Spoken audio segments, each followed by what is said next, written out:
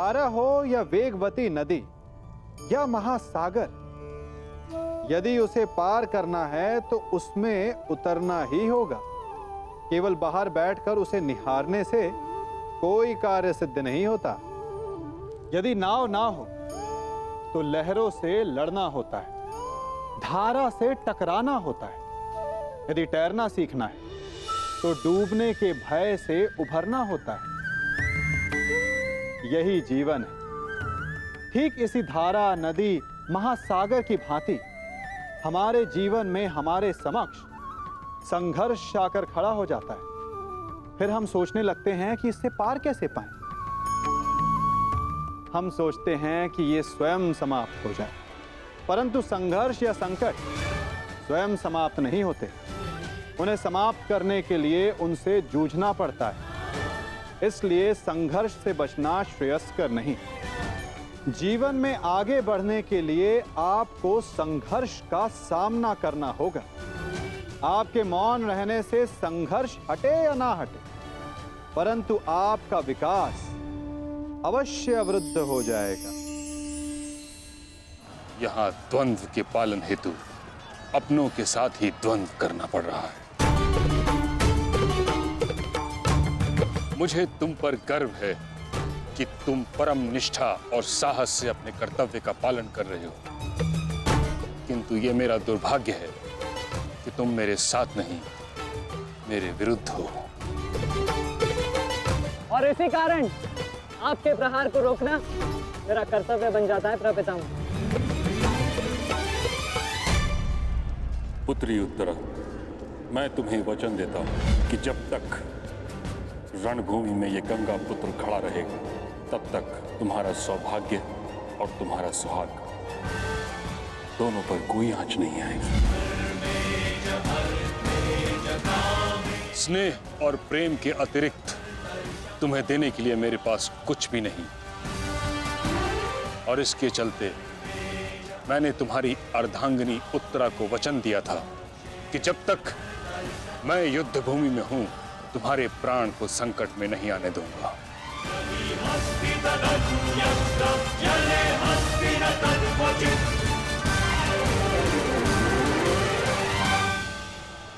ये क्या कह रहे हैं पितामह? ये युद्ध है और ये हमारा शत्रु। इसकी रक्षा नहीं करनी है, आपको इसका वध करना है। मुझे भली भांति स्मरण है दुर्योधन कि मुझे क्या करना है और क्या नहीं। तुम्हारी ओर से युद्ध करना मेरा कर्तव्य है, परंतु किसका वध करना है और किसका नहीं, यह मेरा निजी अधिकार है। पितामह, यदि आप इसी प्रकार पांडवों के मोह और वचनों से बंधे रहेंगे तो हम ये युद्ध हार जाएंगे पितामह। और यदि ऐसा हुआ तो उसके दोषी केवल आप और आपके ये वचन होंगे। मेरे सामने से चले जाओ पुत्र। क्षमा कीजिए प्रपितामह, जिस प्रकार मेरे प्रति आपका प्रेम भाव आपको मुझ पर आक्रमण करने से रोक रहा है, उसी प्रकार मेरे परिवार के प्रति ये मेरा कर्तव्य है कि मैं आपको आगे बढ़ने ना दूं। मैं तुमको क्षति नहीं पहुंचा सकता पुत्र, परंतु इसका अर्थ ये नहीं कि मैं आगे नहीं बढ़ सकता। सारथी,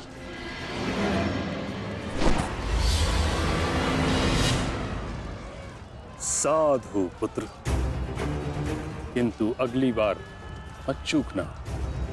प्रपितामह, या तो द्वंद्व कीजिए या समर्पण कीजिए।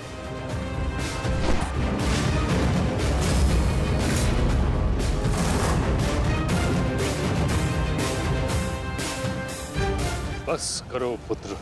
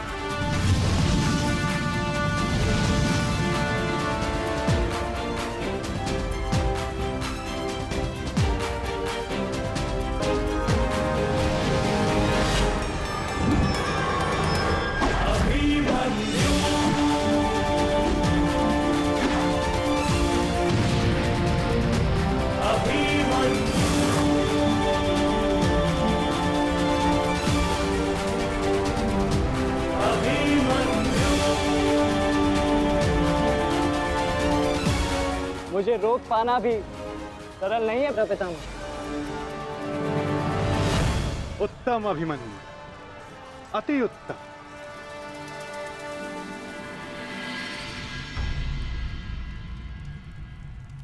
ताचरी ये क्या कर रहे हैं? उन्हें अभिमन्यु पर प्रहार करना चाहिए था।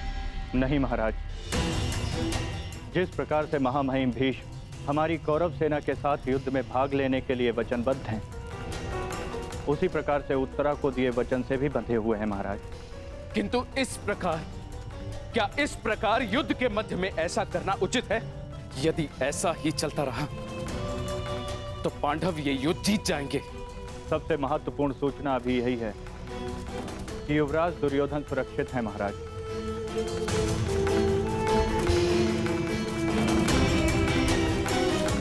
और राजकुमार अर्जुन उनकी ओर बढ़ रहे हैं महाराज।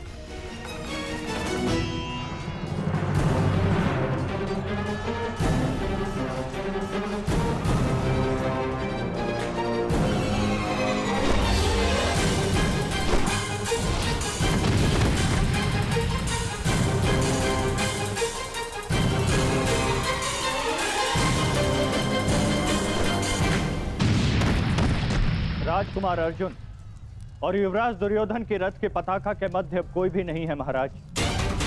हे ईश्वर मेरे पुत्र की रक्षा करना।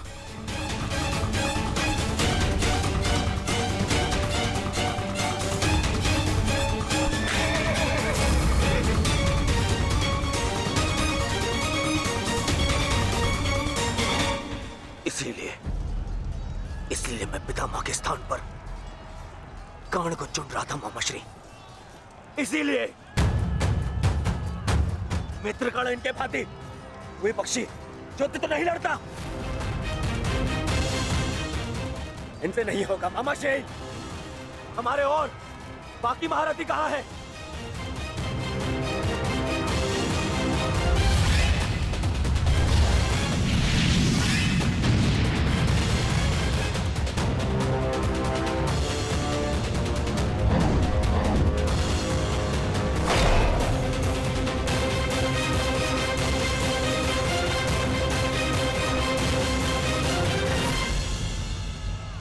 मित्रगण होता तो ऐसी परिस्थिति कभी उत्पन्न नहीं होती। अब गण नहीं है तो कौन रोकेगा इसे? कौन?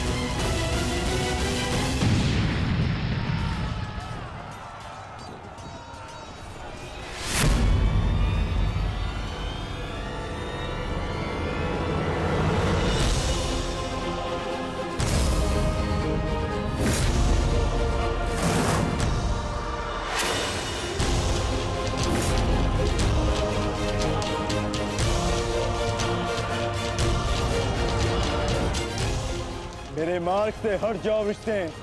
आप भूल रहे हैं महारथी, मैं उस वीर का अंश हूं जिसका रोम रोम आपको परास्त करने में सक्षम है।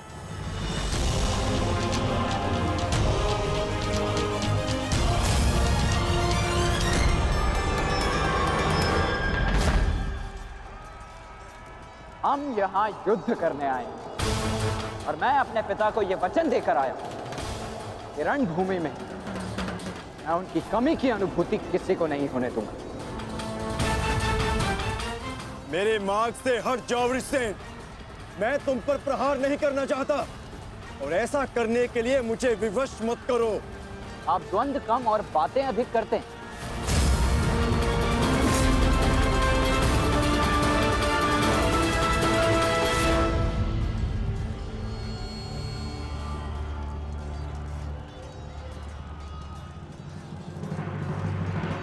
पार्थ, यदि तुम इस युद्ध को आज ही समाप्त करना चाहते हो तो तो एक बात का स्मरण रखना, सूर्यास्त्र होने में बस कुछ ही समय शेष रह गया है। अपने सामने खड़ी बाधा पर प्रहार करो पार्थ।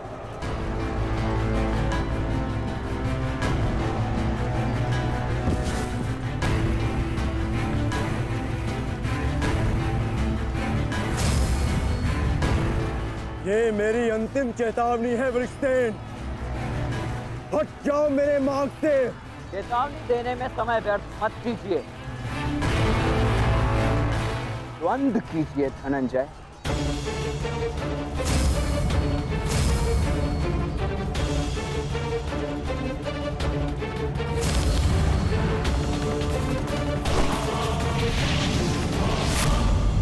वृषसेन,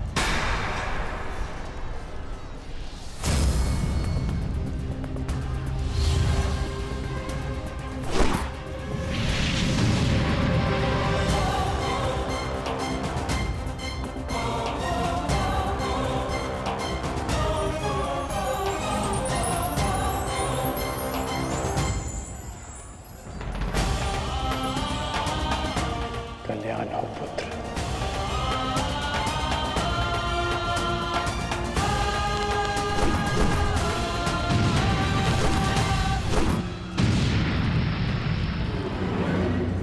तुम्हारा पुत्र तुम्हारे ही भांति कुशल योद्धा है कर्ण।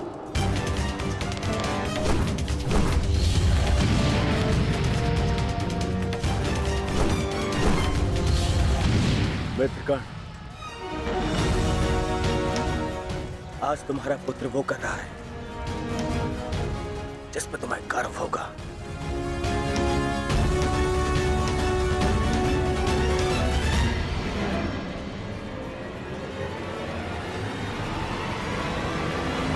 शीघ्रता करो पार्थ, सूर्यास्त्र में बस कुछ ही समय शेष है।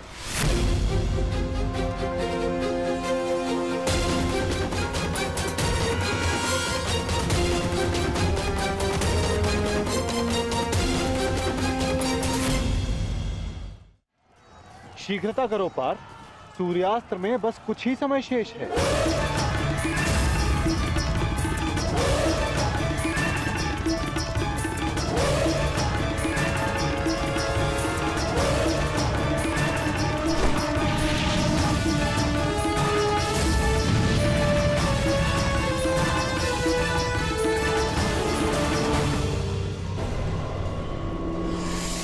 ये पर्वतास्त्र है पुत्र, मुष्टिकास्त्र का प्रयोग करो।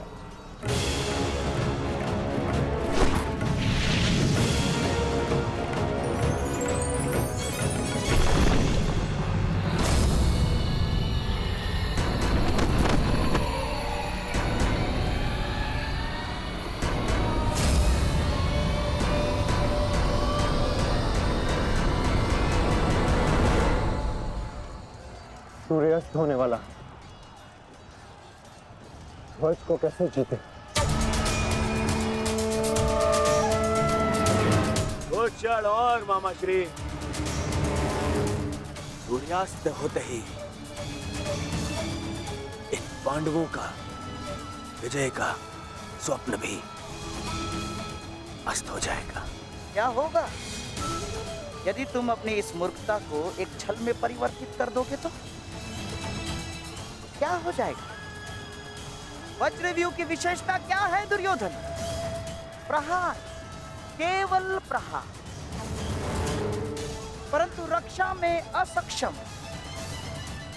जरा देखो दुर्योधन, सभी योद्धा अपने राजाओं के साथ आक्रमण में व्यस्त हैं।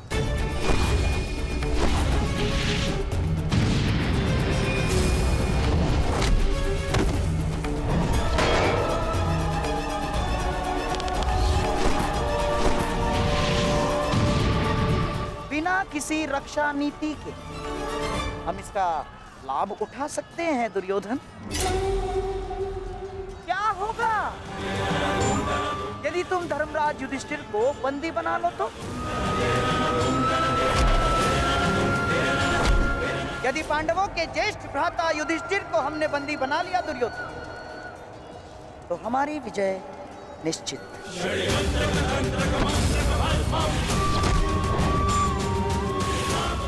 साम दाम दंड भेदे अस्माकं विजयं निश्चितम्।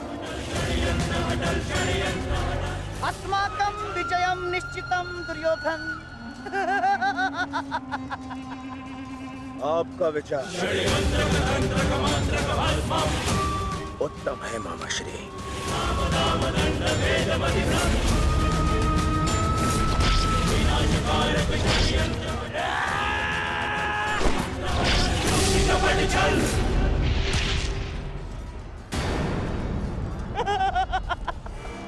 असमान अस्त्रों के साथ द्वंद्व करना नियमों के विरुद्ध है धर्मराज। स्मरण है ना आपको? मामा श्री, सामने आकर द्वंद कीजिए, कायरों की भांति नहीं। युधिष्ठिर, उसके लिए मैं हूं ना, मैं उपस्थित हूं।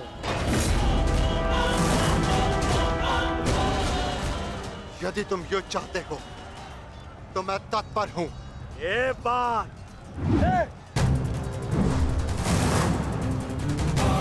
परंतु स्मरण रखना, तुम्हें परास्त करने का अर्थ यह है कि इस युद्ध पर मेरी विजय हुई। और इसकी विपरीत परिस्थिति का भी यही परिणाम होगा भ्राता दुर्योधन। अवश्य।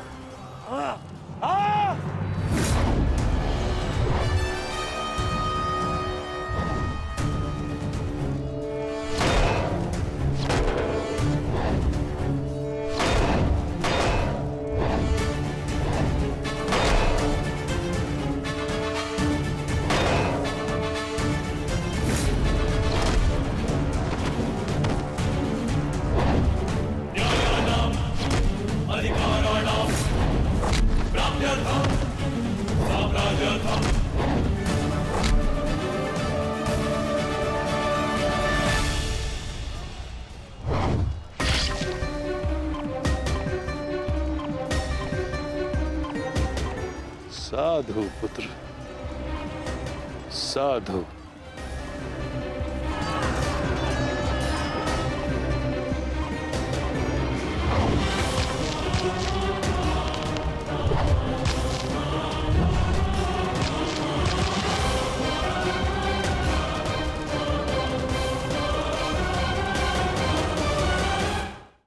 आशा है कि इस युद्ध के पश्चात तुम जैसा योग्य और वीर राजा हस्तिनापुर को मिलेगा।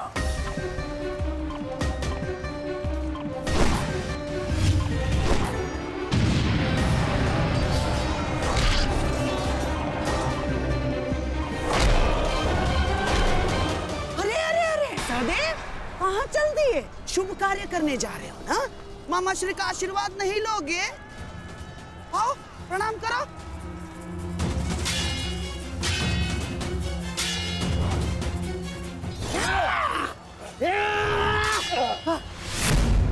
षड्यंत्र रचते समय आपकी तलवार जैसे जीप तो बहुत चलती है, मगर आज आपकी तलवार कैसे फिसल रही है मामा श्री?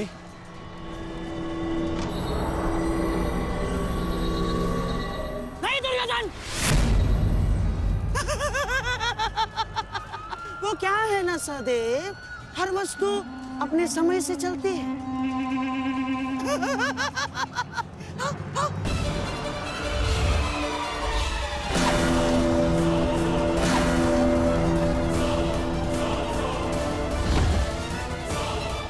सावधान पुत्र, अब तो पहाड़ आएंगे।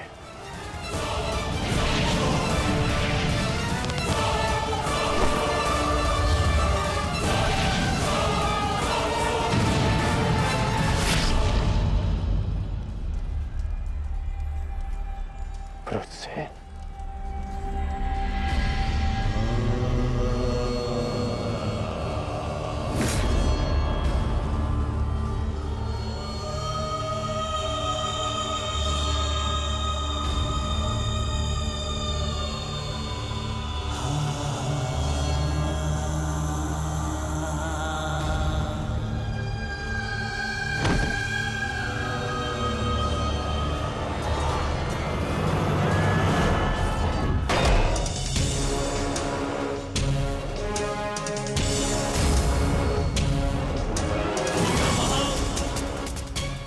जाकर उस पताका को ले आओ।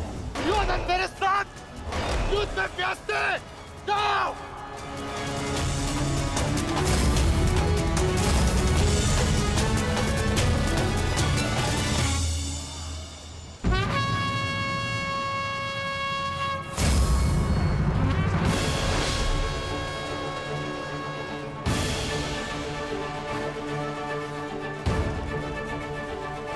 सब केवल तेरी अंतिम चीखें सुनेंगे। युधिष्ठिर, अंतिम चीखें।